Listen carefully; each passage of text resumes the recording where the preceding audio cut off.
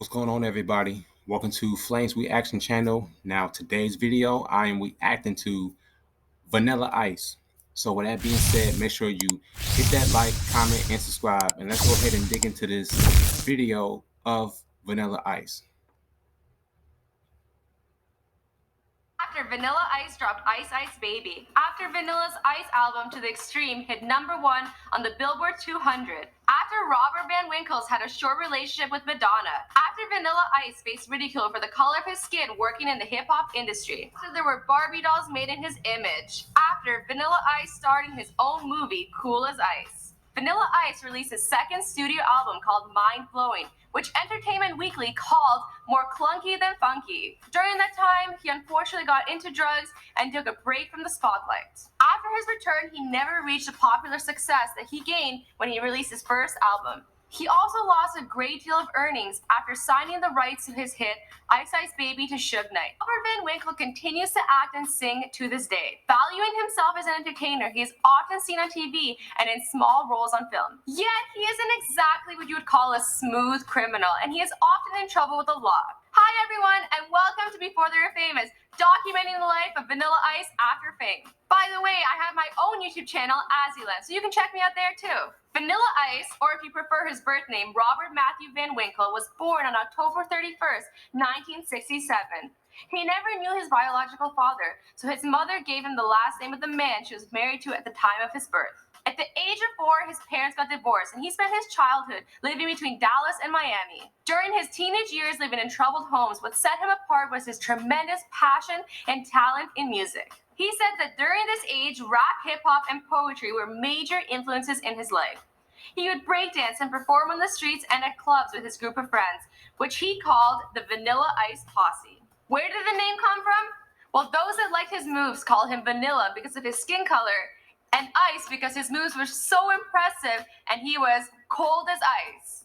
In 1990, Ice signed with SBK Records and To the Extreme, which featured the hit track Ice Ice Baby and became the fast-selling hip-hop album of its time. This was a song that Robert wrote when he was 16. From then, he went on to date Madonna, appeared as a musical guest on Saturday Night Live, and got a role on Teenage Mutant Ninja Turtles 2. According to Ice, it didn't get any cooler than that. Others took notice to his success, including Suge Knight, who convinced Vanilla Ice to sign over his rights to Ice Ice Baby. By the way, Michael also did it Before They Were Famous on Suge Knight, which you guys should totally check out. Following Vanilla Ice's mainstream success, his celebrity status would begin to fade.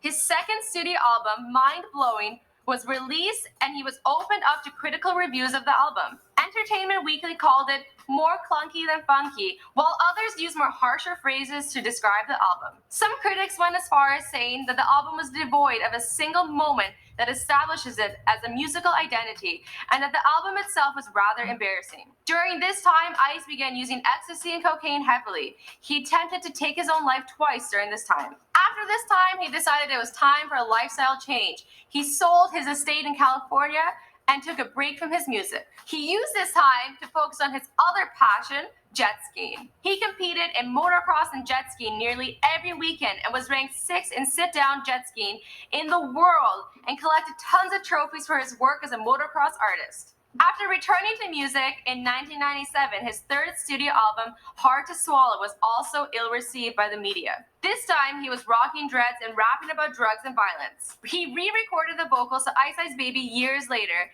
and it was re-released for the European market, which ignited some interest in Vanilla Ice overseas. This was when Vanilla Ice got involved into drug abuse. His go-to drug of choice was ecstasy, but he was also into cocaine and alcohol. This led to attempted suicide via overdose. Eventually, Robert would sober up and begin to re-establish himself. In 2002, he began to appear on reality TV shows such as Celebrity Boxing, The Surreal Life, and Hollywood Squares. In 2009, Ice also appeared in a reality show for the DIY network called Vanilla Ice Project, which was focused on renovating a house in West Palm Beach. Unfortunately, Ice would get in trouble with the law on several occasions after his mainstream success. Both in 2001 and 2008, he would be arrested for domestic abuse cases against his wife. His most recent charge in 2008 was dropped due to conflicting evidence. Robert Van Winkle decided to change up his image, opting for full sleeves of tattoos, often rocking caps, and denouncing his own former identity as that of Vanilla Ice. The music industry continued to pick on the white guy turned hip-hop artist. For example, artists like Eminem referring to him in their tracks. Most recently, in February 2015,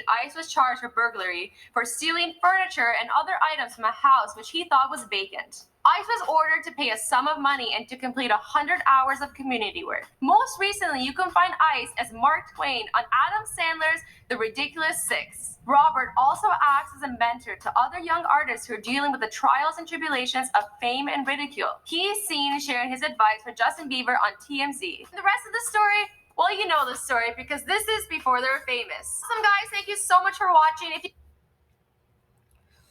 All right, y'all. That's it for this video, and I'm out. Peace.